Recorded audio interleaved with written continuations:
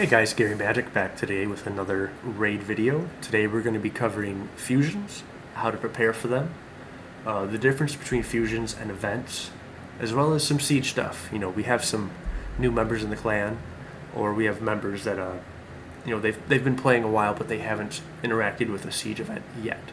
So that's what we're going to be covering, and let's just get straight to it.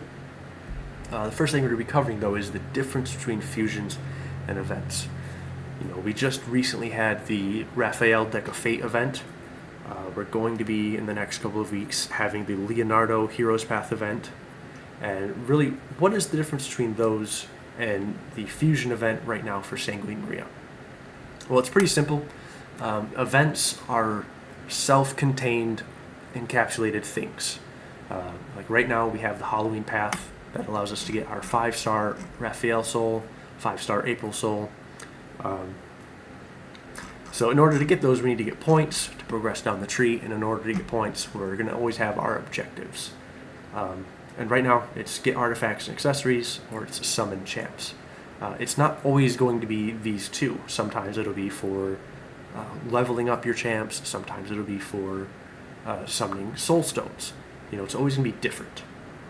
But you should notice that this says get artifacts and accessories. It does not say Spider Tournament, Fire Knight Tournament. This does not say Summon Rush. It does not say Champ Chase. Those are actually specific events. Like we have a Spider Tournament going on right now. We had a Summon Rush. We're going to have other events coming up, but those are like their own thing. This is just kind of, it's a little more vague. You know, you can do what you want. You could do just summoning champs if you have the shards to get all of your points. You could do just getting artifacts from dungeons if you had the energy to make it down. You can mix it and match it. You can do whatever you want. Now, however, for a fusion is an all-encapsulating thing that incorporates both tournaments and events, and you have to do all of them. You know, so here we have the fusion calendar for our fusion. Raid will release this for every single fusion that comes out. And here's our calendar. But first, what's a fusion? I guess let's kind of cover that first. So we come to our summoning portal, we can go to fusion. And this is how we know it's a fusion, because you have to actually have champs to fuse into her. Well, here's our champs that we have to get. It's the same champ 4 times. Well, how do you get this champ? Well, you're going to summon this champ from fragments. And you can see I already have 25 frags. I'm not going for Sanguine Maria, but I was doing one of the events, and I got frags anyway. But anyway, when you do tournaments and events, you're going to be getting frags 25 pieces at a time. So we can see here, there are 450 frags available. You know, because you need 100 frags to summon each champ. We got 4 champs. We have an extra 50. You know, it says Heroes Path is plus 50. And you can, it's really hard to see, but there is that green plus 50 down here. But other than that, you do have to do every single one of these events. You know, someone asked, could they skip the Summon Rush that happened over the weekend? And you know, my answer to them was yes, you could, but you have to get the extra frags from the event. Or the other way to circumvent this is if you get lucky and you summon the champ here from a Void Shard. I mean, then technically you only need 300 frags to get the other 3. You know, or however many champs you end up pulling, you need 100 less frags. But let's kind of go over what the events are right now. You know, we're on Monday. A lot of these events are already over. But here we have Champion Training event. Let's go look at that. It's just finishing up. So it says earn points by ascending champions, leveling them up, upgrading the ranks, and using skill tomes. I mean, that's pretty self-explanatory, no? But be careful, because we also have champion training events. And the event here is different from the tournament in that this one, I believe, is only for leveling them up and ranking them up. It's not going to be for ascending or for booking them. So we do have little differences between events and tournaments. You know, you can see we also have a Champion Chase tournament, and we also had the Summon Rush. Now, the Champion Chase tournament is going to tell you get champs by any means necessary, whether that's through fragment summoning them, which actually, if you do end up doing this fusion and you get 100 frags, you get your 300, 200, however much it might be, save them for the champ chase, because you will get points for that. You get points for summoning them from fragment summon, you get points for summoning them from fusions, you get points for getting them from your prism portal that we have going on right here, the summon pool. You also get points for getting them from campaign. And you're always going to be scored on the rarity of the champ that you get. So, and the way that this differs from the summon rush is only for summoning shards, only for pulling shards. And you will instead, on that one, be scored by the rarity of the shard that you pull. So I would argue for the summon rush, it's better to pull your sacred shards, your primal shards, and your voids. Because even if you pull a sacred and get an epic, you're getting points for pulling the sacred. Whereas for the champion chase, you're getting points no matter what. And if you happen to get a legendary from an ancient, that's going to be a lot more points. Whereas regardless of if you get epic or legendary, same amount of points. Regardless of during the summon rush, you pull rare or legendary, same amount of points. So it really depends on the number of shards that you had, what strategy you want to take. But generally, you want to save your sacreds, your better tier shards for the summon rush, because it'll be a lot easier to calculate just how many shards you need to summon. Because if the sacred shard or if the summon rush came first, you can just pull just enough, and there's no RNG with it. Whereas, champ chase, there is more RNG involved based on the rarity of champ you get. So you can kind of splurge a little bit more on that. We also have, right now we have Spider Tournament. This is a dungeon tournament, but it's specific to Spider. All you need to do is play the level, win it, and you're going to get points that will eventually ladder you up till you get your point requirement and your frags. You can also see here we have something called, it used to be called Dungeon Divers, now it's called Gear Hunters. But Gear Hunters is a pain in the ass, quite frankly, but you can run any dungeon you want as long as you're getting the artifacts. Now generally these coincide with a dungeon tournament, so you want to be double dipping. You want to really be running the Ice Golem tournament for the Gear Hunters. Once you get your point requirement, you could technically switch over to any dungeon you want, but since it is a tournament, for me at least, I figure why not keep running that tournament, try to place as high as I can and get better rewards. This is one of the only ways to get Relentless gear, unless you're going to pay for it in packs. So, I'm going to try to place in the top 4 to get some Relentless gear. You can see right now there is no Gear Hunters event for the Spider Tournament, so you're just going to have to run the Spider Tournament, and luckily enough you won't have to overrun it, because Gear Hunters require a lot more energy than just running a tournament. This is nothing, but I think for the Gear Hunters it's 4,000 points. Generally, by the time you're done getting the fragments from the tournament, the Gear Hunters event still requires at least the same amount of energy, if not more, than you put into getting the fragments here. So, then obviously we have Classic Arena. Just play Arena, get points for that. Gear Enhancement events 1 and 2. That's just going to be leveling up your gear. Actually 1, 2, and 3. And then the Hero's Path. There is 25 frags in the Hero Path you are expected to get, besides the extra 50. So I hope that kind of answers the question between what is the difference between a fusion, all of the events that we just went over, versus just a simple event for getting Raphael, for getting Leonardo. There are other types of fusions, right now I believe this is considered a hybrid fusion, where you're getting the epics that you have to fuse into the legendary. Also worth mentioning, this guy is a 4-star champ. 4 stars, you see he's got the base gold stars, and here it's showing him as level 50. You actually have to level him up to 40, rank him up to rank 5, and then level him up to 50 then fully ascend him. And you have to do that 4 times with each of these champs until you can fuse them. So it is recommended, I don't know if I said this, but it is recommended to summon those fragment champs during the champ chase, since that's when you get the points for them. It'll make it a little bit easier, and it'll also coincide with your champ training event, where you'll be leveling those guys up and ranking them up to get to that 50. So, but we do have different types. See, this one is for the epic champs.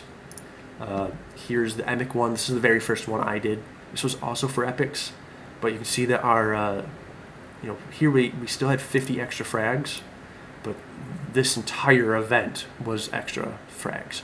Otherwise, you couldn't skip anything. But you can see that this is a summon rush, whereas here we have a hero's path. So our events where we get extra fragments are always going to be different. Here's our Mons. It's kind of the same thing, hero's path, but this one was also just for extra frags. Again, epic champs. Here's Fabian. Fabian was a little bit different. I'm not sure what this one was considered, but this one, you actually had to get each, rather than getting frags for the epic champ, you were doing the events, and your reward for the event was getting a rare champion. It was an entire rare champion that you were just given. So you had to get 4 rares to fuse into 1 epic. And you had to do that 4 times, and then if you're fusing 4 of this champ into Fabian. Now this event, there wasn't extra frags because there are no frags. Instead, we were given an extra event to simply get 1 of the epic champions. That meant I could skip 4 whole events and skip getting 4 rares. Now, seeing that this was a rare champion, there's probably a better chance that during your summon rush, during your champ chase, you might pull one of them because it's rare. You might pull one of them. That meant, hey, that's another 4 events I can skip. Then we also have the Donatello fragment event. This was still considered a fusion, even though you're not fusing anything, because again, we have to participate in every single event to get them. I should also note that events, we don't know when events come. It's kind of as Plarium decides them, makes them out. But fusions, they are near guaranteed to happen every month. I don't remember what champs they were, what order it went, but I know they usually happen at the beginning of every month. I know there was one month where it happened in the last 2 weeks of the month, and then immediately after that they had another fusion, and then everyone was kind of tired, so I think they did skip the next month, but generally they're at the beginning of the month, and we can expect them every single month. So that's kind of what makes a fusion as well, is we know it's coming. We know what the events are going to be. It's always going to be the 4 dungeon tournaments. It's always going to be summon rush, champ chase, champ training. It's always going to be that sort of thing. Whereas with our events, you never know what it's going to be for. So that's kind of also a difference. As far as preparing for a fusion, my guys, you need a lot of resources. Again, we're talking about running each of the 4 dungeons to get our frags. But we're also talking about doing the gear hunters, as it's now called, twice. So that alone means we need to have a lot of energy. God, how much energy do we need? I haven't done a fusion. I usually just stockpile up. I haven't done a fusion in a while, I should say. I usually just stockpile up on energy, a lot. I'm always going to have a lot of gems to do refills. I usually keep all of my refills in my mailbox, my inbox, so that I don't have to worry about energy. So outside of that, we know we need energy for our tournaments, for our dungeon tournaments, and our gear hunters. We also need shards for our champ chase and summon rush. So you want to be hoarding those. How much do you need? Hell Hades will always have a guide for each fusion. You can type in what you have, and it'll tell you your point value. But this one is specifically for summon rush. It's not going to be for champ chase. But they'll have a general overview of what all you need. But generally, you want to save everything. You're going to need chickens to rank things up. You're going to need brews to level champs up. You're going to need books. I mean, you don't need any one of those specifically, but when we're talking about, hey, you have a champ training event, that's where you want to spend your books if you have them. So you want to save all that for those events. You want to make sure you can complete the event. Maybe you don't have books, but maybe you have a lot of brews. You might need to level up a lot of your champs, a lot of your food, rank up champs that you might want to use during this time. So yeah, a lot of energy, a lot of gems, a lot of books, a lot of champs to level up. Again, that's a big thing. You're going to need a lot of food to level up and to rank up. So as far as each of the gear enhancement events, roughly 17 to 25 million silver for each specific one. So yes, you do need a lot, but you're also going to get a lot of silver from getting all these artifacts, from getting all the rewards, and from selling artifacts that you don't want. So you are going to get a lot of silver here, but you're going to want to start off with probably around 20-25 million silver. I've been lucky a couple times, and I've completed it with like 13 to 17 million.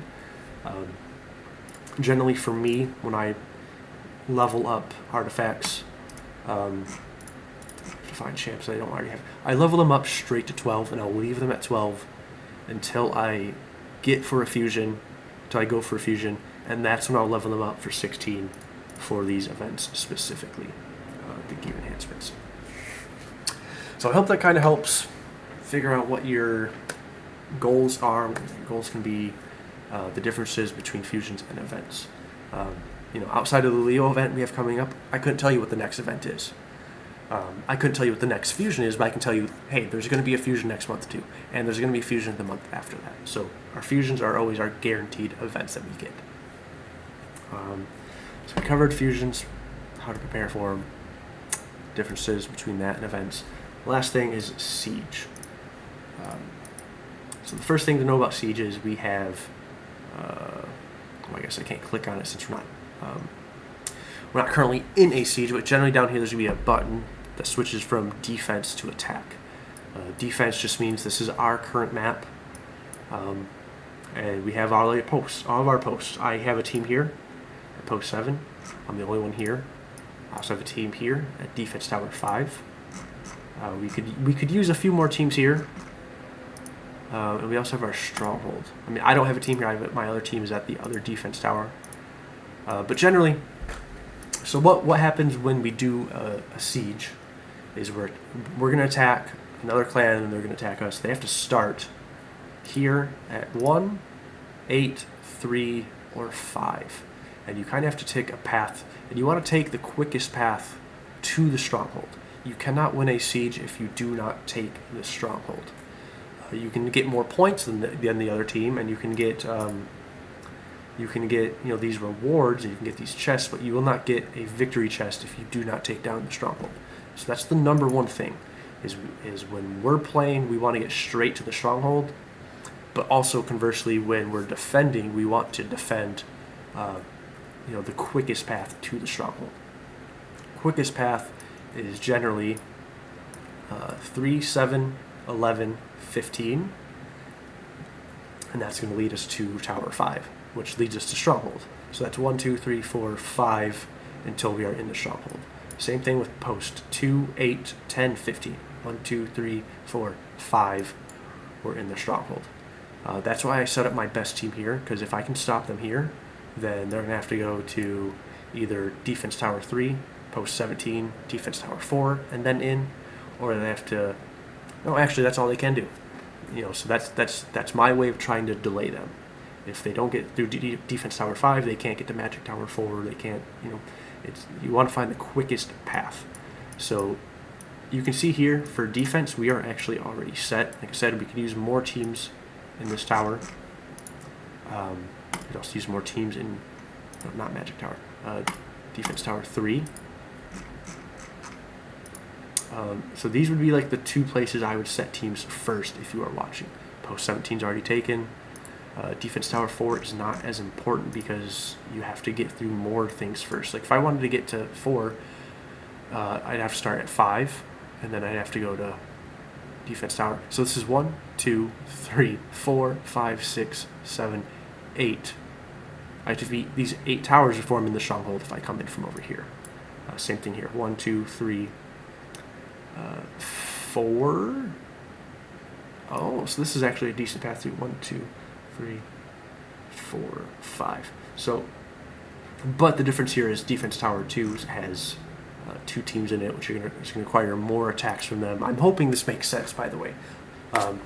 If it doesn't, each post, we as a clan are going to have to battle one by one through these posts.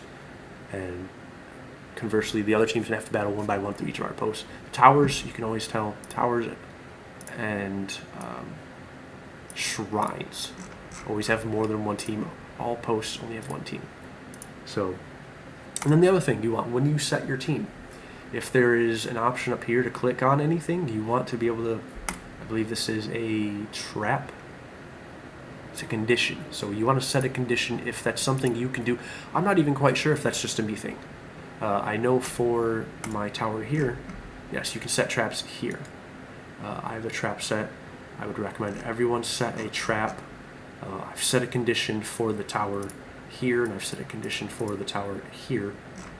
You can only set one trap per siege, so you want to kind of pick your most vital tower that you think you are in with your best team that you think has the best chance at stopping them. So yeah, even though it only takes 5 towers to get to Stronghold by coming in from post 1, they have to spend extra scrolls because here's my amount of defense scrolls that I can set. That's why I have 3 teams.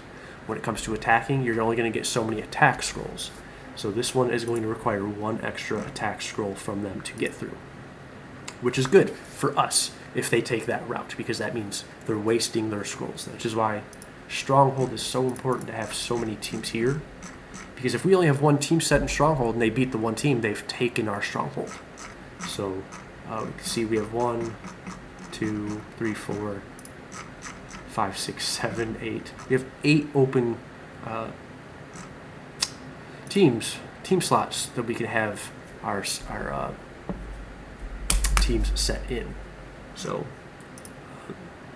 however, I would still say we probably want to stop them here. We want to stop them before even getting to the stronghold. So, and we can see here for this particular one, I have set defense team champions reflect 30% of the damage received. I just activated this for this upcoming siege. This is going to be so good, and I believe, I've clicked on this one.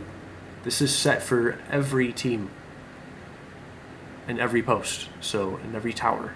So be careful of this if you're fighting a team that also has this. Apparently this is the meta for super high tier clans, is they're just setting this knowing that the other team is probably going to bring in a super strong, powerful champ that's just going to hit and bam, kill them. So be careful of that.